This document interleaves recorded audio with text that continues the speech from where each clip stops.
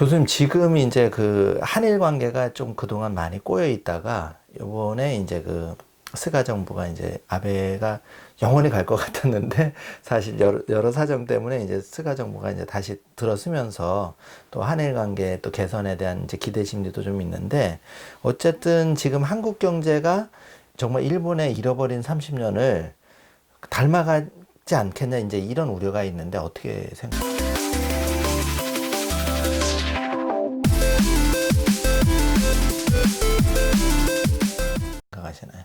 예. 지금은 모든 게 위기 상황이니까는 사실은 여러 분야에서 이제 심리하시는 분들이 많은데요. 이 상황이 이렇게 힘들다 보니까 지금 말씀하신 것처럼 우리가 일본 꼴 나는 거 아니냐, 그다음에 뭐 IMF 사태가 다시 들이닥치는 거 아니냐라는 이제 고민들 말씀하시는 분도 있는데요. 저는 우선 결론적으로 얘기하면 일본의 잃어버린 30년하고 지금 우리 상황은 완전히 다릅니다. 그래서 일본의 그러한 잃어버린 30년이 한국에서 재현되지는 않을 겁니다. 우선 그 팩트를 좀 설명드리면요. 우리가 지금 힘든 거는, 우리는 사실은 무역 비중이 큰 나라이기 때문에 무역 의존도가 70%에 달하는 나라다 보니까는 세계 경제 상황, 특히 세계의 무역 현황하고 아주 밀접하게 연결되어 있습니다. 지금 세계 경제도 안 좋고 무역 규모는 더 안 좋아지고 있고 하다 보니까 우리 경제가 좀 어려운 거거든요. 그렇다고 일본의 잃어버린 30년하고 완전히 틀립니다. 이거의 과정을 좀 설명드리기 위해서는 일본의 그 잃어버린 30년에 대한 좀 역사를 좀 설명드려야 되는데요. 우선 일본은 1950년도 우리 한국전쟁이 터졌을 적에 이 전쟁 덕을 참 많이 본 나라입니다. 미국이 일본을 전쟁 군수물자의 그 제조 기지, 보급 기지로 삼으면서 어떤 의미에서는 일본을 키워줬어요. 그래서 1950년대서부터 일본의 성장률이 연평균 한 10%에 이를 정도로 세계 최강의 역사를 1973년까지 지속합니다. 그러니까 1950년도부터 1970년도까지 그들의 연평균 성장률이 9.3%로 세계에서 가장 높았어요. 그러다 보니까 일본이 어느 정도 빨리 성장을 했냐면 1968년에 서독을 제치고 세계 제2의 경제대국이 됩니다. 그리고 1985년 정도에 이르러서는 미국과 유럽이 굉장히 일본 때문에 긴장을 하게 됩니다. 그리고 견제를 하게 됩니다. 그 이유는 당시 세계 10대 기업 중에 8개가 일본 기업이었어요. 50대 기업 중에서는 32개가 일본 기업입니다. 그러니까 세계 가장 큰 기업의 60%는 일본 기업이었어요. 그리고 그 당시 일본 기업의 시총이 어느 정도 컸냐면, 당시 세계 최고의 기업이 일본 통신회사 NTT라는 기업이었는데, 그 NTT 회사의 시총이 1985년 우리나라 GDP보다도 더 컸어요. 그 정도로 일본 기업들이 잘 나가고 했을 적에 미국, 유럽 전체가 긴장을 하면서, 야, 이러다가 일본 경제가 세계 경제를 완전히 장악하는 거 아니냐라고 해서 굉장히 긴장을 하면서 일본을 견제하기 시작합니다. 사실 유럽의 통합이 이루어진 이유 중에 하나도 일본에 대한 견제가 그 중에 하나로 꼽힐 정도로 그만큼 일본이 잘 나갔어요. 그리고 미국으로서도 당시 전쟁 끝나고 일본이 패전국이었을 적에는 가장 힘들었던 국가인데, 일본을 미뤄서 아시아의 보루기지로 키워놨는데 나중에는 너무 크니까 미국이 견제를 시작하는데, 그 첫 번째 견제가 1985년도에 플라자 합의입니다. 플라자 합의라는 건 미국이 일본에 대한 무역 적자 폭이 너무 커지니까는 일본과 서독 몇 나라 재무부 장관을 뉴욕에 있는 플라자 호텔에 불러가지고 일반적으로 압력을 가합니다. 미국에 대한 무역 수지를 개선하기 위해서는 니네 나라 돈을 절상시켜라 라는 압력을 집어넣어서 플라자 합의 이후에 일본의 엔화는 1달러당 259엔이 1년도 안 돼서 150엔으로 절상이 되고 그 다음 1년 후에는 이게 한 85 정도까지 그러니까 2년, 2, 3년에 걸쳐서 300% 가까운 절상을 이룹니다. 그 통에 사실은 일본이 그때부터 녹아나기 시작합니다. 우선 엔화가 고평가되면서 해외에 있는 수입 물건이나 해외에 있는 그 상품들의 가격이 싸지기 시작하니까 일본이 그때 미국에 있는 부동산에 대한 투자를 많이 하기 시작합니다. 그 다음에 그렇게 일본 돈이 강세로 가면서 일본 내에서 이제 어떤 현상이 발생하냐면 일본 기업들이 기업의 본연의 자세인 생산성 제고나 수출 확대 노력을 하는 게 아니라 자이테크라고 이걸 재테크를 일본 말로 이제 자이테크라고 그러는데 여기에 빠지게 됩니다. 그러니까 이 빠지는 계기를 보면 일본 정부가 그 런던 유로본드에서 일본 기업들이 신주 인수권부 채권 발행하는 걸 허가를 합니다.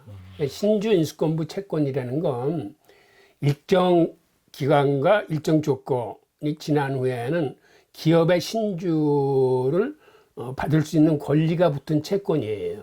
그러니까 이 채권이 인기가 있으면서 일본 기업들이 굉장히 성장세가 높을 때였기 때문에 그 런던 장외시장에서 굉장히 폭발적인 가격으로 채권이 팔리면서 어떤 현상이 벌어지냐면 일본의 채권을 발행해서 달러나 파운드를 걷어들이면 이거를 통화 수합을 거쳐서 엔화로 바꿔서 엔화를 일본으로 가져와야 되는데 이 과정에서 금리의 교환이 같이 이루어집니다. 그러니까는 일본 금리가 상대적으로 싸기 때문에 어떤 현상이 벌어지냐면 채권을 발행하면은 사실은 채권을 발행한 사람이 이자를 줘야 됨에도 이게 거꾸로 돼가지고 채권을 발행하면서 이자를 받는 거예요. 그리고 또 일본의 엔화가 상승할 시점이기 때문에 나중에 돈을 갚을 적에도 엔화가 강세로 가기 때문에 환차익도 생겨요. 그 다음에 이렇게 해서 빌린 채권을 받아서 걷어들인 돈은 일본에 가져오면 그 당시 그 증권회사 같은 데에서 8% 연 8%의 수익을 보장해 줬을 뿐만 아니라 당시 미국에서는 인플레이션이 높아서 은행 예금 금리가 연 한 19%까지 됩니다.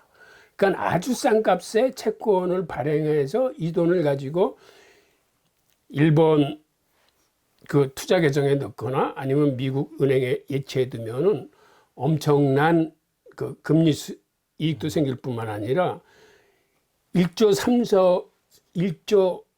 3타의 그런 수익이 발생하는 거죠. 네. 그러니까 여기에 맞들린 기업들이 이제는 기업 본연의 자세보다는 이런 재테크로 해서 벌어들이는 돈이 너무 많다 보니까 거의 모든 기업들이 이 자이테크 쪽으로 다 휩쓸려 들어갑니다. 그 통해 일본 기업들이 기업 자체의 경쟁력 개선보다는 이런 재테크 쪽에 휩쓸리면서 어떤 기업 자체의 경쟁력을 조금씩 잃어가기 시작합니다. 그 다음에 더 중요한 거는 플라자 합의를 해서 한 2년 동안 엔화와 마르크화를 절상시키다 보니까 그렇게 했음에도 미국의 무역 수지는 개선되지 않는 거예요. 1987년에 미국이 다시 한번 주요국 재무장관들을 조치해가지고 어떤 얘기를 하냐면 지금처럼 해봤더니 미국의 무역 수지 개선이 안 되더라. 그래서 이제는 방향을 바꿔가지고 당신네 나라에서 내수를 진작시켜서 미국 물건을 좀 사줘가라. 그래서 무역 수지를 개선하자라고 압력을 집어넣습니다. 그래서 이때 일본이 일본 경제 사정하고는 맞지 않는 정책을 도입을 해요. 그러니까 무슨 얘기냐면 시장이 버블이 끼면서 팽창되는데 그러면 사실은 금리를 올려서 유동성을 걷어들여야 됩니다. 그런데 이 루블 합의에 거꾸로 방향을 잡고 나갑니다. 즉 내수를 진작시키기 위해서 올려야 될 금리를 오히려 낮추고 부동산 시장을 살리기 위해서 주택담보대출을 집값의 120%까지 해줍니다. 그 통해 부동산이 과열이 되면서 부동산이 매년 한 70%씩 성장을 하고 주가도 한 300% 이상 폭등을 합니다. 그러니까 오히려 버블을 조절하기 위해서 금리를 인상해야 될 시기에 정책 방향을 거꾸로 가면서 금리를 내리면서 일본의 부동산 버블과 주식시장의 버블을 키우는 형편이 됐는데 그럼 왜 이 시기에 일본이 이렇게 자국의 경제 상황하고 맞지 않는 그런 미국의 압력을 받아들였냐면 1987년에 무슨 사건이 터지냐면 일본의 반도체 업체들이 당시 세계 최강의 디램을 생산을 해서 미국 시장에 덤핑을 치기 시작했는데 미국의 반도체 업체들이 죄다 들고 일어납니다. 이거는 일본 정부가 너무 많은 정부 보조금을 줬기 때문에 저렇게 덤핑 행위가 나오는 거라고 일본의 반도체 업체를 굉장히 옥죄기 시작해서 1986년대 반도체 협정을 맺습니다. 그래서 시시건건 일본의 반도체를 규제하기 시작하는 거예요. 그 통해 사실 그 시기에 우리나라 반도체가 크는 그런 어부지리를 우리가 얻을 수 있었는데요. 그 다음에 1987년에 또 어떤 사건이 터졌냐면 소련 잠수함 사건이 터져요. 원래 소련의 핵잠수함들은 기지에 있다가 바깥으로 나올 적에 미국의 선박들이 그 음향 탐지기를 통해서 잠수함의 프로펠러 소리를 듣고 잠수함을 그 추적이 가능한 그런 시스템이었거든요. 근데 어느 날서부터 잠수함의 프로펠러 소리가 들리질 않는 거예요. 특히 이게 핵잠수함이다 보니까 미국 군부가 발칵 뒤집혔어요. 이제 소련의 핵잠수함의 위치 추적이 안 되는 거예요.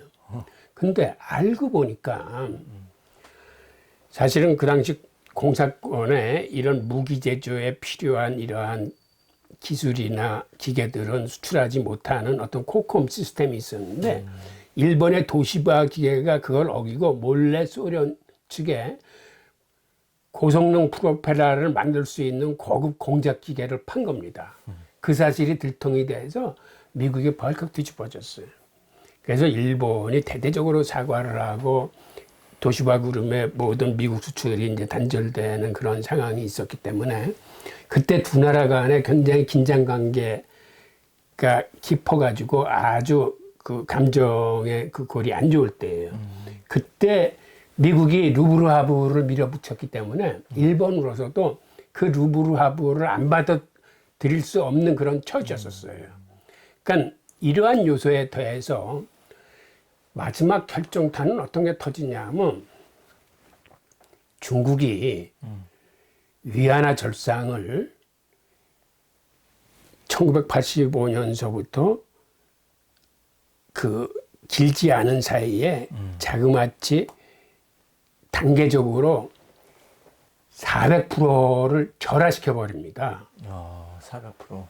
전체적인 금액은 300%를 절하시켰는데 일본 엔화 대비는 400%가 절상한 꼴이 됐어요. 그러니까는 엔화하고 위안화 관계는 위안화 자체는 300%를 절상시켰는데 엔화하고 위안화는 400% 격차가 생기면서 그때 어떤 일이 생겼냐면 모든 제조업과 자본이 중국 속으로 블랙홀처럼 빨려 들어가면서 일본 제조업의 산업 공동화 현상이 생깁니다. 그때 일본 제조업체들도 중국으로 제조기지를 옮기는 거예요. 그리고 그 주변에 있던 나라들의 자본이 중국에 빨려 들어가면서 동남아의 외환 위기가 터집니다. 그러니까 동남아에 있던 달러 자본들이 중국으로 자리를 옮기면서 동남아 외환 위기뿐만 아니라 우리나라 IMF 사태를 맞은 원인 중에 하나도 이 바로 중국 위안화의 그 평가절하에 있었는데, 그러니까 이걸 요약해 보면 일본은 미국으로부터 플라자 합의, 그 다음에 기업들의 어떤 자이테크로 기업 본연의 그 본질을 잊어버린 거, 그 다음에 루브르 합의로 인해서 경제 정책을 반대로 그 역행한 거, 그 다음에 그 위안화의 그 300% 평가절하, 그리고 마지막에 급소를 맞은 게 사실은 월스트리트 유대인들의 파생 상품이에요. 그러니까 그 당시 일본에다가는 일본의 주가 지수가 올라가는데 베팅을 한 파생 상품을 팔고, 뉴욕과 런던에서는 일본의 주가 지수가 폭락하는 파생 상품을 팔면서 그 파생 상품이 마지막 트리거 역할을 하면서 그 버블을 붕괴시켜 버립니다. 그렇게 됐네요. 예. 어쨌든 이게 그 일본의 정부의 그 총리도 바뀌었지만 굉장히 우리가 이제 일본 꼴 나지 않나 많은 우려가 앞서는데, 교수님 말씀을 듣고 보니까 이제 근본적으로 좀 다르다. 예. 그래서 우리는 나름대로 좀 대비를 하면 또 무역이 살아나고 이러면 또 예전같이 이렇게 되지 않을까 보여지네요. 네, 잘 들었습니다.